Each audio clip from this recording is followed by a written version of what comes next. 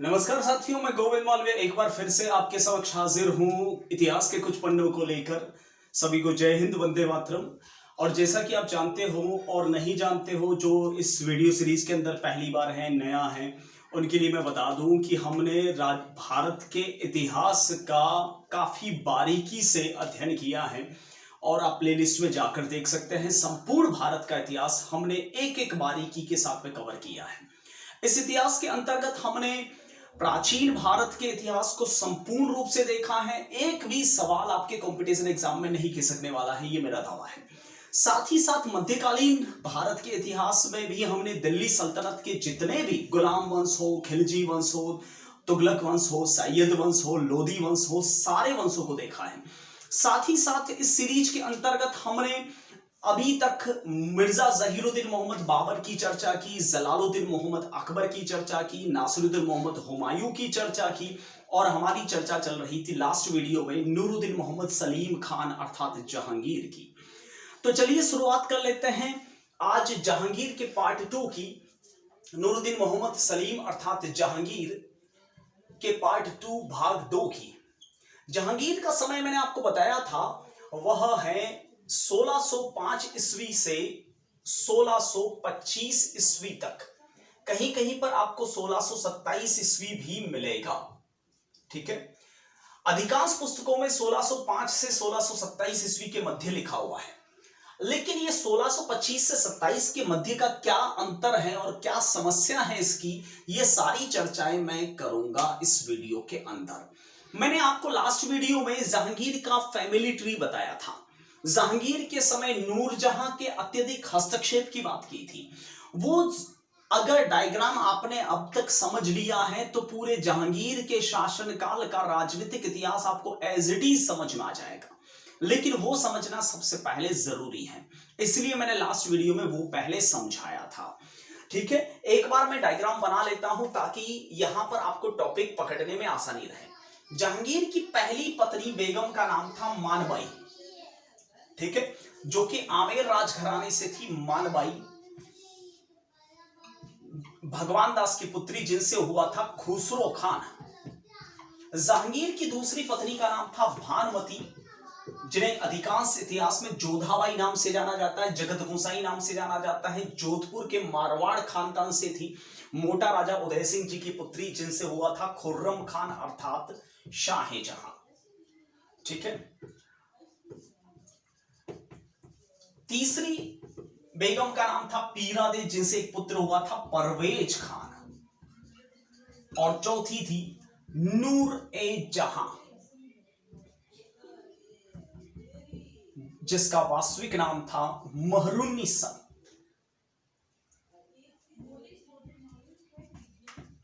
जिससे हुआ था शहरयार खान।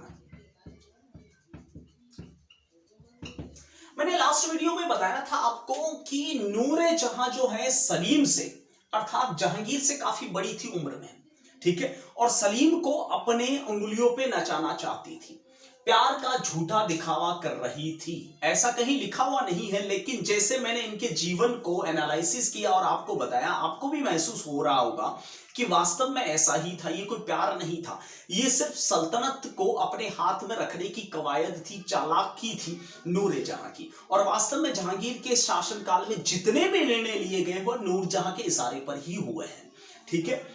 तो सबसे पहली बात तो हम यहां पर कर लेते हैं कि जहांगीर के शासनकाल में प्रमुख विद्रोह, राजनीतिक इतिहास की बात करें तो प्रमुख विद्रोह, और प्रमुख विद्रोह में सबसे पहला विद्रोह होता है खुसरो खान का, जो 1605 में ही हो जाता है जहांगीर के आरंभिक शासनकाल में। दूसरा विद्रोह होता है खुर्रम खान का, ठीक है, जो करीब 1621-22 के आसपास होता है, ठीक है। ये विद्रोह क्यों हुए थे?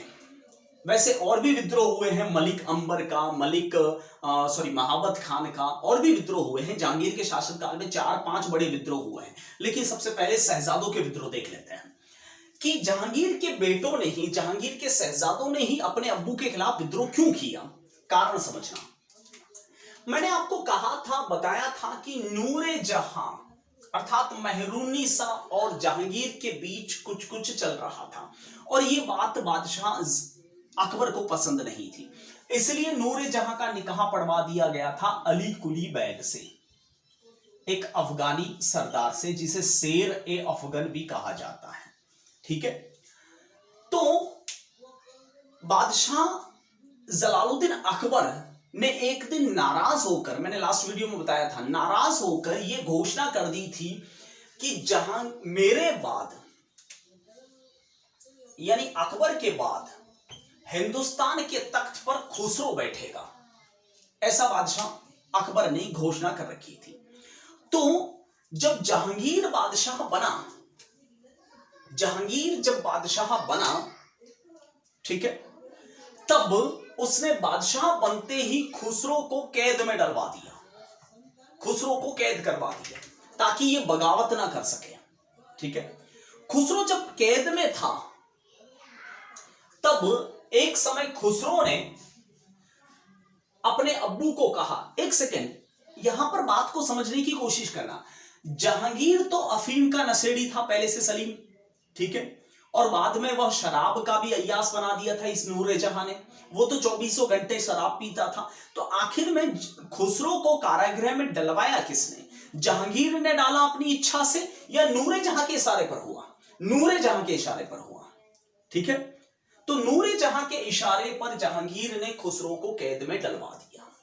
ठीक है, खुसरो ने एक चालाकी की।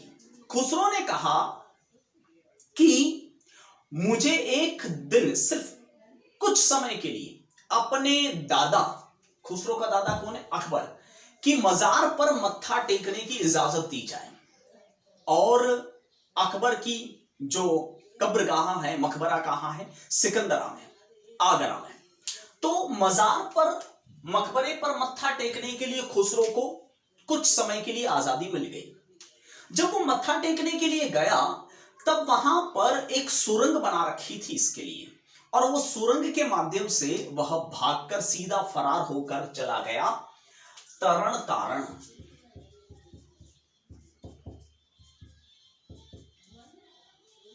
तरण तारण में भाग गया खुसरो। ठीक, खुसरो को भगाने में मदद की थी सिखों के 5वें गुरु अर्जुन देव जी ने। इन्हीं अर्जुन देव जी ने गुरु ग्रंथ साहिबा लिखा है। ठीक है, और यानी सिखों के और मुगलों के बीच में दुश्मनी की शुरुआत कब से होती है? जहांगीर के शासनकाल से। ठीक है, और ये दुश्मनी लंबे समय तक चलती रहेगी, ध्यान रखना। ठीक है, और सबसे पहले दुश्मनी को हवा दी अर्जुन देव जी और जहांगीर के शासनकाल में, और इसका मोहरा बना खुसरो। ठीक है, एक समय की बात है, नूरे जहां, देखिए वैसे भी नूरे जहां ही वास्तव में जहांगीर की बीवी थी। जहांगीर सिर्फ नूरे जहां से प्यार करता था, बाकी तो ये तो नाम मात्र की थी। मानबाई, भानुमती, पीरादे, इनको तो जहांगीर घास ही नहीं डालता था। ठीक है, नूरे जहां जहांगीर के लिए सब कुछ थी। ठीक है, एक दिन नूरे जहां और जहांगीर लाहौर की तरफ गए। ठीक है, वहां किसी मजार पर मत्था टेकने के लिए पैदल जियारत के लिए निकले। जैसे जलालुद्दीन अकबर निकले थे जियारत के लिए, अजमेर जियारत के लिए, वैसे जहांगीर भी नूरे जहां के साथ में लाहौर जियारत के लिए निकला। तो उस समय खुसरो खान ने सिखों के 5वें गुरु अर्जुन देव जी के साथ मिलकर एक षड्यंत्र किया कि ये निकल रहे हैं ये दोनों, इनको हम मार देंगे। और ये बात आकर खुसरो ने अपनी मानबाई को बताई कि कल का सूरज अब्बू और अम्मी नहीं देख पाएंगे, यानी जहांगीर और नूरे जहां नहीं देख पाएंगे। तो मानबाई ने कहा कि शहजादे आप फिलहाल सो जाइए, कल की कल देखी जाएगी, और पानी पिलाकर सुला दिया। उस पानी में जहर था, हमेशा के लिए सुला दिया। इसलिए इतिहास की एकमात्र पुत्र हंता माता कहलाती है, पुत्र की हत्यारिन माता, जिसने अपने ही हाथों से अपने बेटे की जान ले ली। अब ये गलत किया या सही किया, ये हमारा डिस्कस नहीं है, लेकिन मानबाई ने अपने हाथों से अपने पुत्र को मारा था। आपको लग रहा होगा कि मान भाई ने गलत किया जिस प्रकार से ये सारा आप प्रोग्राम देख रहे हैं, ठीक है, लेकिन मेरे अकॉर्डिंग मान भाई ने कोई गलत नहीं किया। अगर पति कितना ही बिगड़े क्यों ना हो, अगर बेटा आकर अपनी मां से कहे, वो भी एक हिंदू मां से, कि मैं तेरा सुहाग उजाड़ दूंगा, तो क्या करना चाहिए इसे बेटे के साथ? कल उठ के तो वो अपनी मां को भी मार देगा। इसलिए खुसरो को मारा गया था। अब नेक्स्ट बादशाह कौन बनने वाला है? खुर्रम खान। और मैंने आपको बताया था, याद होगा, कि नूरे जहां का एक भाई था जिसका नाम था आसफ खान। इस आसफ खान की एक पुत्री थी जिसका नाम था अर्जुमंद बानो, जिसे आप मुमताज कहते हैं। और मुमताज किसकी बेगम थी? खुर्रम की, शाहजहां की। यानी आसफ खान कौन हुआ? शाहजहां का, खुर्रम का ससुर, ठीक है।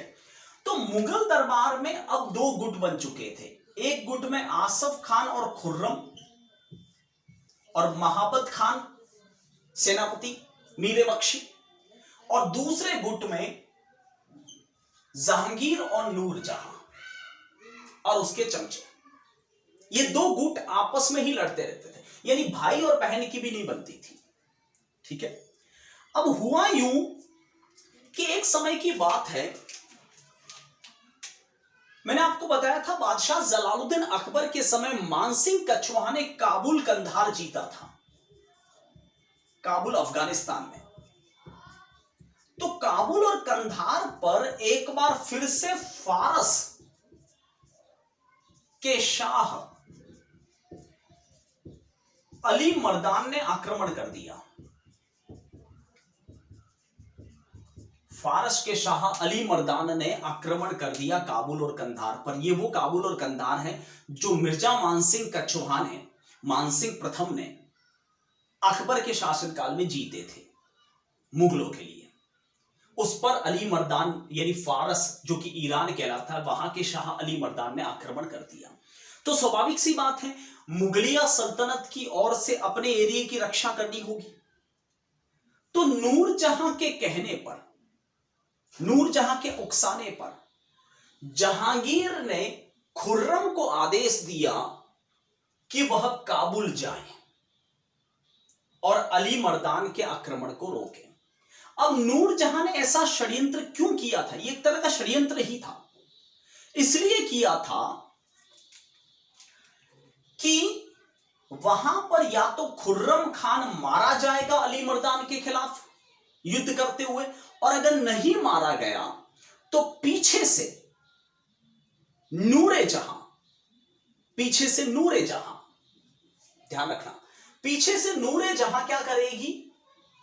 अपने 3 साल के पुत्र शहरयार खान, जो किसकी औलाद है? जहांगीर और नूरे जहां की, और अली कुली बैग और नूरे जहां की एक संतान थी लाडली बानो, जो लगभग 30 साल की थी। इन दोनों का निकाह पढ़वाएगी यह। दोनों की अम्मी एक ही है, अब्बू अलग है खाली।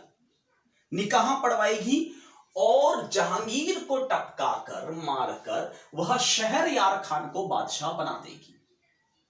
क्योंकि खुर्रम बादशाह बनता है तो नूरजहां का पत्ता साफ हो जाएगा।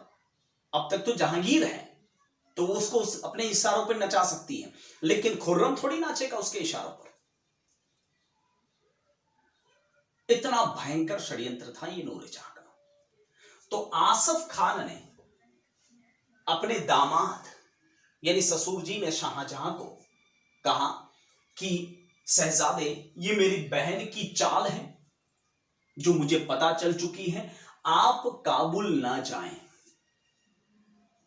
नहीं तो पीछे से ये शहरयार खान को बादशाह बनाने वाली है। इस प्रकार का इसका षड्यंत्र है। तो खुर्रम काबुल नहीं गए और विद्रोह कर दिया। पहला विद्रोह आपको समझ में आ चुका होगा, दूसरा विद्रोह भी समझ में आ गया होगा। खुर्रम नहीं गया वहां पर, यानी काबुल और कंधार हाथ से निकल गया और फारस के शाह अली मर्दान ने जीत लिया उसे बिना कोई परिश्रम के, ठीक है। और खुर्रम विद्रोह करके सीधा मेवाड़ आ जाता है और पीछे से यही नूर जहां अपने बेटे शहरयार खान को बादशाह बना देती है। हालांकि ये जहांगीर को तो मार नहीं पाती, ये बात है 1625 ईस्वी की। यानी 1625-27 के बीच में वास्तविक शासक जो था वह शहरयार खान था। यानी एक तरह से क्रम से देखा जाए तो सबसे पहला बादशाह हुआ बाबर, बाबर के बाद में हुमायूं, हुमायूं के बाद में अकबर और अकबर के बाद में जहांगीर और जहांगीर के बाद में शहरयार खान बादशाह बना है, उसके बाद शाहजहां बना है। ठीक है, तो मेवाड़ आ गए अपने मित्र करण सिंह के यहां पर। अब जब परिवार की लड़ाइयां होती है ना तो दूसरे फायदा उठाते हैं। मेवाड़ महाराणा करण सिंह महाराणा प्रताप के पोते अमर सिंह जी के पुत्र उस समय पिछोला झील के अंदर जगमंदिर बनवा रहे थे और उसी जगमंदिर की परछाई पिछोला झील में देखी थी खुर्रम ने, और उसी परछाई को देखकर उन्होंने ताजमहल की कल्पना की थी। यानी एक तरह से ताजमहल की जो पूर्वगामी इमारत है, ताज की पूर्वगामी इमारत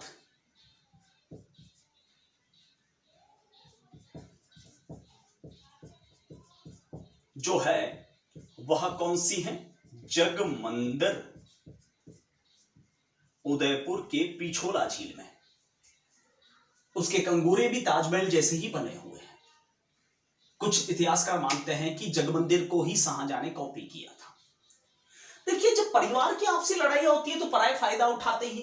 करण सिंह जी ने खुर्रम को कहा कि हम तो वैसे भी आपके अब्बू को बादशाह मानते ही नहीं है, आप हमारे बादशाह हो, यानी आप हमारे कहां इस पूरे जहां के शाह हो।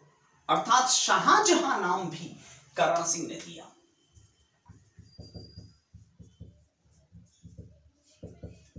यानी शाहजहां नाम कहां किसने दिया? करण सिंह ने। कहां पर? मेवाड़ में, उदयपुर में। तो ये दो विद्रोह आपको अच्छी तरह से समझ में आ चुके होंगे और ये 25-27 का खेल क्यों है ये भी शायद आपको क्लियर हो चुका होगा। ठीक है, ये तो थी विद्रोह वाली प्रमुख घटनाएं जो एग्जाम में पूछी जा सकती है और मैंने इतनी डिटेल से इसलिए बताई है क्योंकि ये राजस्थान के इतिहास और भारत के इतिहास दोनों में मैटर करती है, इसलिए। ठीक है, अब हम बात करते हैं कुछ और मैटर की, वो भी जरा सुन लीजिएगा। देखिए, इसी खुर्रम को 1614-15 के बीच में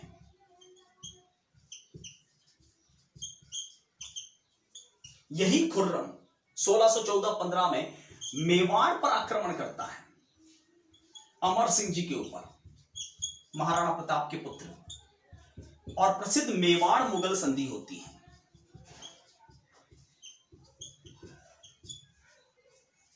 1615 5 फरवरी को 1615 को प्रसिद्ध मेवाड़ मुगल संधि हुई थी जो जहांगीर के समय खुर्रम के आक्रमण की वजह से हुई थी। मेवाड़ को 3 ओर से घेर लिया था और पूरे मेवाड़ को, उदयपुर को आग लगा दी थी। कविराज श्यामल दास लिखते हैं कि मेवाड़ से 1 महीने तक आग बंद नहीं हुई थी, इतना भयंकर त्रास दिया था।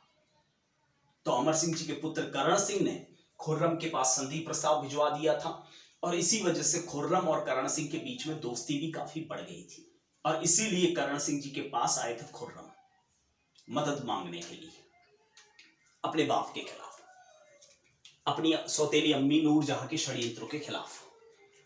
ठीक है, तो ये तीसरा पॉइंट जो है आपके राजनीतिक जीवन में काफी महत्वपूर्ण है।